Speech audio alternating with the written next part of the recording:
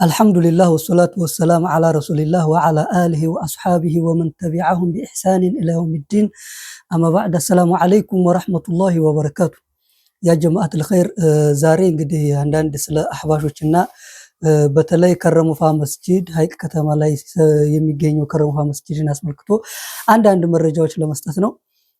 ኢትዮጵያ ባለፉት ዘመናት ወያኔ ኢትዮጵያን በሚመራበት ጊዜ የአህባሽ ቡድኖችን ከሊባኖስ ሀገር አስመጥቶ ህዝበ ሙስሊሙን ለማስመታት በርካታ ዘመቻዎችን አካሂዶ ነበር። እነዛ ቡድኖች ህዝበ ሙስሊሙን የሚያከፍሩ፣ ከመስጂድ የሚያባረሩ፣ መድረሳ የሚቀሙ፣ የሚያዘጉ፣ ህፃናቶች ቂራአት እንዳይቀሩ የሚከለክሉ፣ ከ18 ዓመት በታች ቁርአን መቅራት ክልክል ነው እያሉ ህዝበ ሙስሊሙን ሲያሳስሩ፣ ሲያሳድዱ፣ ሲያስገድሉ የነበሩ ቡድኖች ናቸው። መስጂዶችን መጨፈሪያ መቃሚያ ቦታዎች ያደረጉ፣ ሱሰኛ የሆኑ፣ በሱስ የተጠመዱ፣ ለህዝበ ሙስሊሙ ጭራሽ ደንታቢስ የሆኑ ህዝበ ሙስሊሙን ተቋም እንዳይኖረው፣ ሃይማኖታዊ ዕውቀት እንዳይኖረው፣ ግንዛቤ እንዳይኖረው፣ ዲኑን እንዳያውቅና ከዲነል ኢስላም ወጥቶ የኹራፋትና የሽርክ መንገዶችን እንዲከተል የሚሰሩ ቡድኖች ናቸው። ይህ ሁሉም ሰው የሚያውቀው እውነታ ነው። ይህ ሆኖ ሳለ የኢትዮጵያ ሙስሊሞች ታግለን በመላ ሀገሪቱ ያለ ህዝበ ሙስሊም ታግሎ በአዋጅ ጸደቀ ህጋዊ ሰውነት ያለው ተቋም ይዘናል። ይህ ተቋም ባለፉት በርካታ ዘመናት ከኃይለ ሥላሴ ዘመን ጀምሮ እስካሁኑ ሰዓት ድረስ እስከ ባለፉት 2012 ድረስ ኤንጂኦ ሆኖ የነበረ ተቋም ነበረ።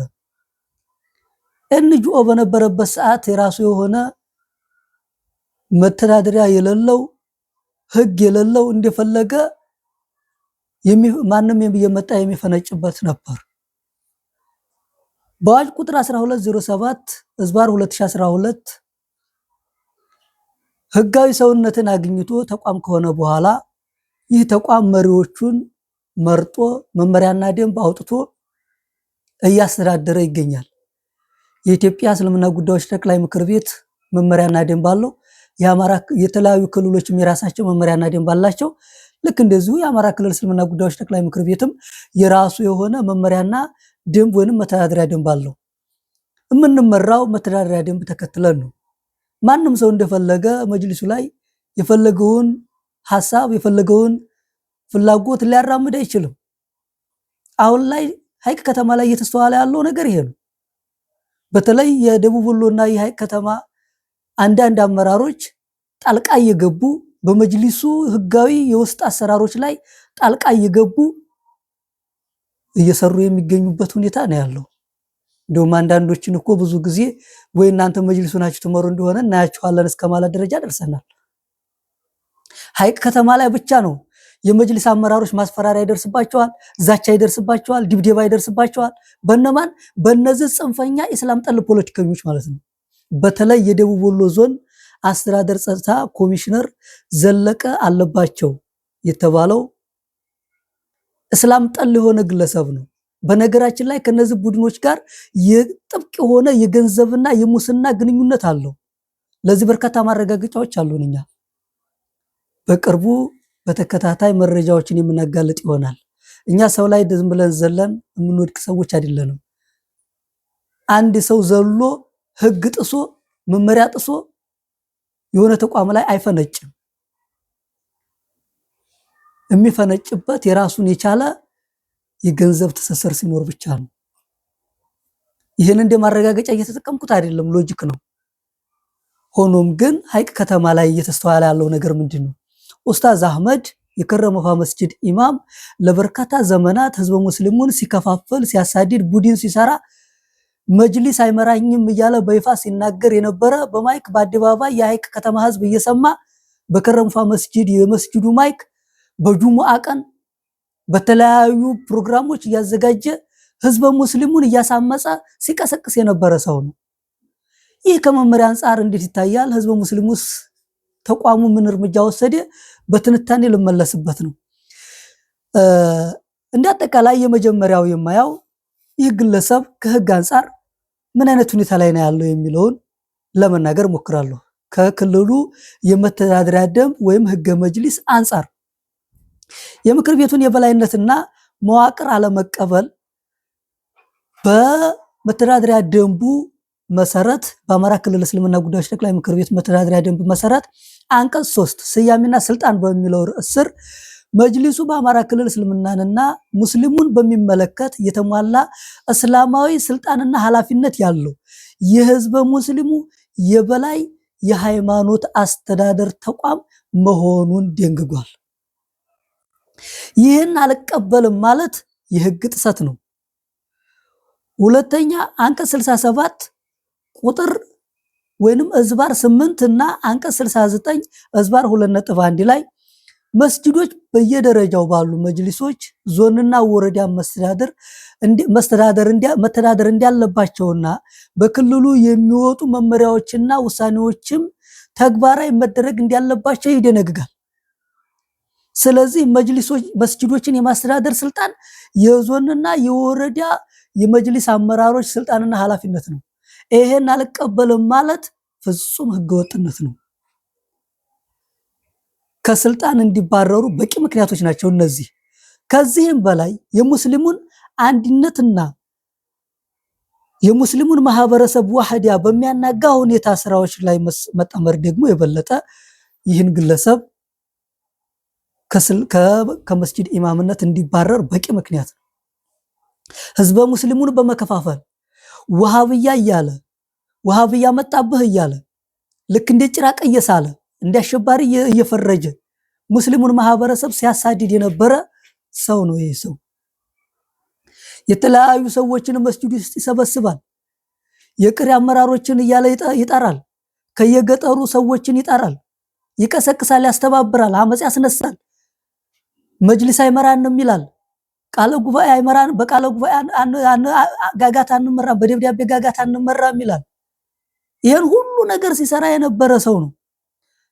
ይሄን በተመለከተ አንቀጽ 12 ላይ ዓላማና ተግባር የአማራ ክልል እስልምና ጉዳዮች ጠቅላይ ምክር ቤት መመሪያና ደንብ አንቀጽ 12 ዓላማና ተግባሩ ሲደነግግ መጅሊሱ ከተቋቋመባቸው ዋና ዓላማዎች መካከል የሙስሊሙን አንድነትና ህብረት መጠበቅ አንዱ ነው።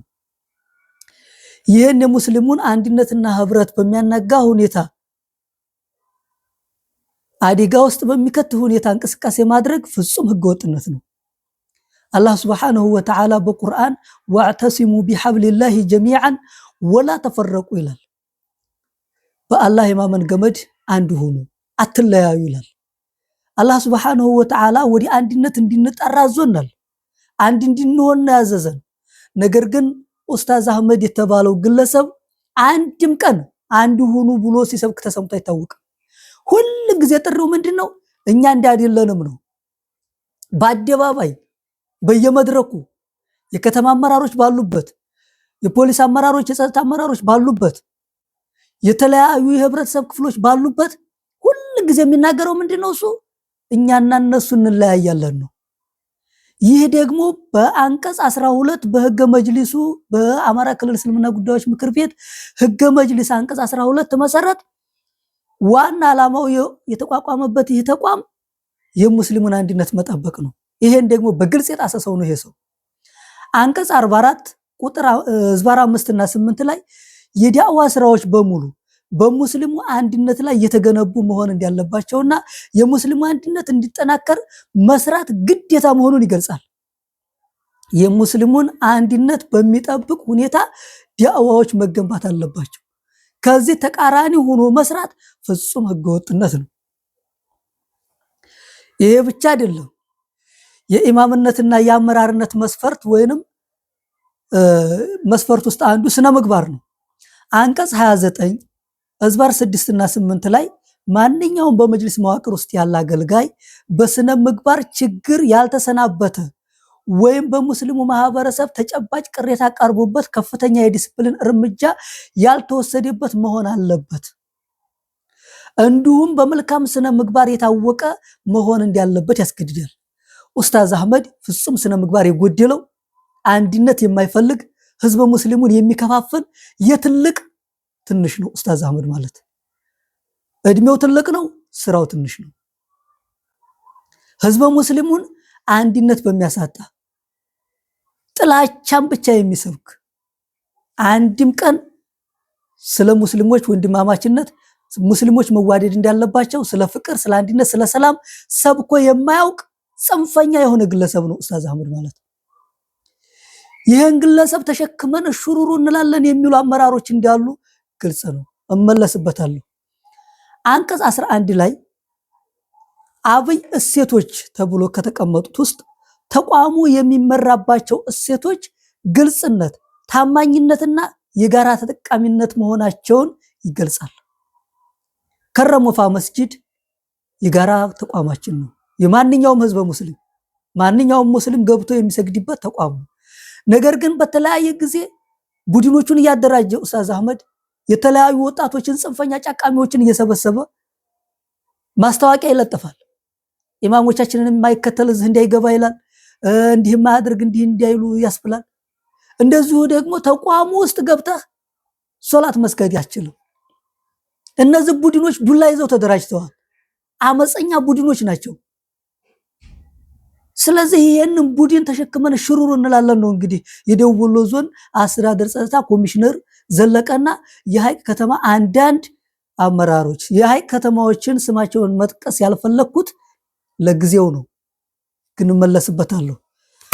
ከዛም ቀጥለን በዚህ ጉዳይ ላይ ሊወሰድ የሚችል እርምጃ ምን ነበር፣ እኛስ ምን ወሰድን የሚለውን ስንመለከት አንቀጽ 30 ዝባር 4.10 ላይ የክልሉ ጠቅላላ ጉባኤ የስነ ምግባር ግድፈትና ጥፋት በሚፈጽሙ አባላት ላይ የመጨረሻውን አስተዳደራዊና እስከ ስንብት የሚደርስ የዲስፕሊን እርምጃ የመውሰድ ስልጣን አለው።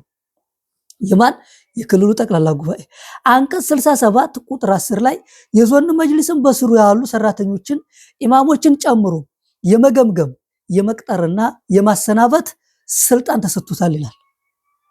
አንቀጽ 62 ዝባር 7 ላይ የዑለማ ጉባኤ የሃይማኖት አገልጋዮችን ኢማሞችን የብቃት ማረጋገጫ የመስጠትና የመንሳት መብት አለው ይላል። ይህን ተከትሎ የሐይቅ ከተማ እስልምና የመጀመሪያ የከረምፋ መስጂድ ያለውን ቅሬታ ገምግሞ በመስጂዱ ዙሪያ የሥራ እንቅፋት የሆኑበትን የዲስፕሊን እንደዚሁም በርካታ የህግ ጥሰቶችን ዘርዝሮ ለሐይቅ ከተማ እስልምና ጉዳዮች ምክር ቤት አቀረበ። የሐይቅ ከተማ እስልምና ጉዳዮች ምክር ቤት በትዕግስት ጉዳዩን ቢመለከትም እስከ መጨረሻው ታግሶ ለአስጨራሽ ትዕግስት ካደረገ በኋላ በመጨረሻ ውሳኔውን ወስኗል።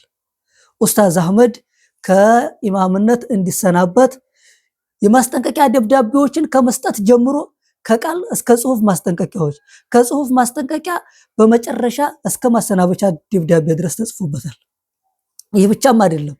የደቡብ ወሎ ዞን እስልምና ጉዳዮች ጠቅላይ ምክር ቤትም ኢማሙ እንዲሰናበት ደብዳቤ ጽፏል። ይሄም ብቻ አይደለም። የደቡብ ወሎ ዞን ዑለማዎች ምክር ቤት ይህ ኢማም ከስልጣን እንዲባረር ደብዳቤ ጽፏል። የማሰናበቻ ደብዳቤ ጽፏል። የደቡብ ወሎ ዞን ኮሚሽነር ምን ልሆን ብሎ ነው ተሸክሜ እሹሩሩ ላለሁኝ እያለ የሚደለቀው ነው የኔ ጥያቄ። ማን ስለሆነ ነው እሱ በህዝበ ሙስሊሙ ተቋም ላይ እንደፈለገ የሚፈነጨው የሚለው ነው የኔ ጥያቄ። ሐይቅ ከተማ ላይ ያሉ አንዳንድ አመራሮች ከአህባሽ አንጃ ጋር ትስስር እየፈጠሩ ሙስሊም ጠል ስርዓቶችን ለማራመድ ፖለቲካ የሚሰሩ አመራሮች ምን እንሁን ነው የሚሉት ነው የኔ ጥያቄ። ህግና ህግን የምንከተል ከሆነ በዋጭ ጸደቀ ህጋዊ ሰውነት ያለው ተቋም ከፌደራል እስከ ቀበሌ ድረስ የተዋቀረ መመሪያና ደንብን የሚከተል ይህ ብቻም አይደለም፣ ለመላው ህዝበ ሙስሊም እኩል ፍትሃዊነትና ግልጸኝነት፣ ታማኝነት የሰፈነበት ህግ አሰራሮችን ዘርግቶ እየሰራ ይገኛል። ይህን አሰራር ለማደፍረስና ለማናጋት የሚታገሉ ጽንፈኛ ኃይሎችን ግን ልንታገስ እንደማንችል ከወዲሁ መታወቅ መቻል አለበት። ስለዚህ መላው የኢትዮጵያ ህዝብ ሆይ እነዚህን ጽንፈኛ ኃይሎች ከወዲሁ ታግለን በተለይ የደቡብ ወሎ ዞን አስተዳደር ጸጥታ ላይ መንግስት ህጋዊ እርምጃ እንዲወስድልን እንፈልጋለን። የጥቅም ትስስር አለው። ኢማም ማባረር አትችሉም ይላል። በየትኛው መመሪያ ነው የማንችለው? እንዴት ነው የማንችለው? ህጎቻችን እኮ እንደዛ ነው የሚሉት። እና ሂድና አማራ ክልልን እስልምና ጉዳዮች ምክር ቤት ያወጣውን መመሪያና ደንብ ሰርዘዋ። ልሰርዘው ነው እንዴ? ልትሽረው ነው? የህዝቦች መመሪያ የህዝብ ሙስሊሙን መመሪያ ደልተውና ሰርዘህ አሳየና። ታዲያ ስልጣን ካለ ማን ስለሆንክ ነው አንተ እንደዚህ የምትፈነጨው? አንተም የአንድ ተቋም መሪ ነህ፣ የደቡብ ወሎ ዞን እስልምና ጉዳዮች ምክር ቤት ያን ተቋም መሪ ነው። አንተ በስልጣን ከማንም አትበልጥ። ህግ እንድታስከብር እንጂ የተሰጠህ ኃላፊነት መጅሊስ ውስጥ መጅሊስ አሰራር ውስጥ ገብተህ ህዝበ ሙስሊሙን ልታበጣበጥ ልታጋድል አይደለም። እሱ እየሰራ ያለው ይሄንን ነው። ኡስታዝ አህመድ ከስልጣን ተባረዋል። خلاص የሀይቅ ከተማ ህዝበ ሙስሊም መጅሊሱ አዲስ ቅጥር ፈጽሟል። አዲስ የተሾመው ኢማም ያሰግዳል። ይሄን አልቀበልም የሚል አካል ካለ በህግ አግባብ መክሰስም ይችላል። በህግ አግባብ መራመድ ይችላል። አመጽ ቀሰቅሳለሁ ካለ ደግሞ መንግስት ህግ ያስከብራል። ይሄን ማድረግ መቻል አለበት። አላስከብርም ካለ ተቃውሟችን የሚጀምረው ከመንግስት ውስጥ ካሉ ጽንፈኛ ኢስላም ጠል ስርዓቶች ጋር መሆን እንዳለበት ከወዲሁ ለማስቀመጥ ነው። ወጀዛኩሙላሁ ኸይራን። ይሄንን ቪዲዮ ለሁሉም ሸር በማድረግ ቫይራል እንዲወጣ ለሁሉም እንዲደርስ እንድታደርጉ በአክብሮት ጠይቃለሁ። ጀዛኩሙላሁ ኸይራን። ወሰላሙ አለይኩም ወራህመቱላሂ ወበረካቱ።